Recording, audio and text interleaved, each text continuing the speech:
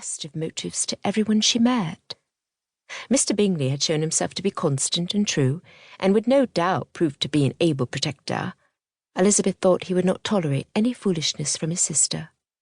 At the same time as Mr. Bingley was so assiduously courting Jane, another man arrived in Longbourn, though this man was as repulsive as Mr. Bingley was engaging. Mr. Collins was her father's cousin, several times removed, and perhaps more importantly, her father's heir to the estate, owing to the births of 5 daughters in succession, with no hint of an heir to protect his wife and children from an unfortunate entail in the event of his untimely death. Mrs. Bennet, Elizabeth's mother, was a nervous woman, frightened by the prospect of losing her home to the unknown man. The Bennet sisters had little in the way of dowry, with nothing more than their mother's £5,000 for their support, should their father pass early. Mrs. Bennet's brother, a Mr. Gardiner, a successful man of business, promised to provide them all with a home, should it become necessary. But fearful of losing her status and that of her daughters, Mrs. Bennet was convinced that the only way to avoid such an ignominious fate was to see them all married as advantageously as possible. Elizabeth, the same as all her sisters, had been brought into their local society at the tender age of 15 and thrown into the path of any available man. Unfortunately, the strategy had proven fruitless until Mr. Bingley's arrival. With the wealthy man paying such exquisite attentions to her eldest, one might have thought Mrs. Bennet's mind would be eased, her worry for her future mitigated. Elizabeth had surely thought as much.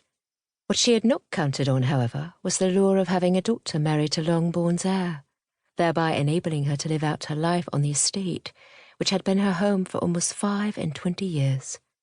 Mr. Collins had come in all his servile splendour, all eager to extend his olive branch and offer for one of his fair cousins, making sure to inform them all that it was at the express command of his patroness that the notion had come into his mind. Besides the man's incessant veneration of a woman Elizabeth thought likely was little more than a meddling virago, Elizabeth found him to be of suspect hygiene, stupid, and servile, with little in the way of redeeming qualities. Of course it was to Elizabeth herself that Mr. Collins turned his attentions, no doubt on the recommendation of her mother. Not wishing to stir up a hornet's nest unless she was required to, Elizabeth endured the man's silliness as best she could, but in the end had no choice but to refuse, several times, as it turned out, Mr. Collins's proposal. A hornet's nest was a mild description of the furor which ensued, but as Mr. Bennet sided with Elizabeth, as she had known he would, Mr. Collins was forced to withdraw his suit. That did not stop the injured glares he directed at Elizabeth at every opportunity, but Elizabeth chose the simple expedient of ignoring him. Mrs. Bennet, however, still managed to obtain the desired son-in-law, as she was able to turn his attention to Mary, Elizabeth's younger sister. Mary, solemn and moralizing, was the perfect bride of a clergyman, and they were soon engaged, though Mary showed no pleasure that Elizabeth could detect. Elizabeth accepted Mary's choice with philosophy, deciding that her sister had consented to the engagement with her eyes open. If she was making a mistake, then it was hers to make. A little more reflection on the matter, and Elizabeth decided with a stifled laugh that they were even better suited than she had previously thought. They were both pompous, full of ponderous statements, and little sense, and they likely deserved each other.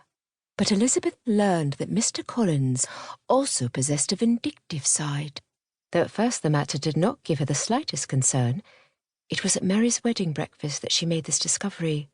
Though Jane was acquainted with Mr. Bingley longer than Mary with Mr. Collins, the Collinses were married first, with an almost unseemly haste, which might have suggested a different and more pressing need to marry had they both not been far too priggish for any such behaviour to have taken place. Finding herself standing near to Mr. Collins by chance, Elizabeth, feeling it incumbent upon herself to say something, observed, "I offer my congratulations, Mr. Collins. I am certain Mary will make you an excellent wife."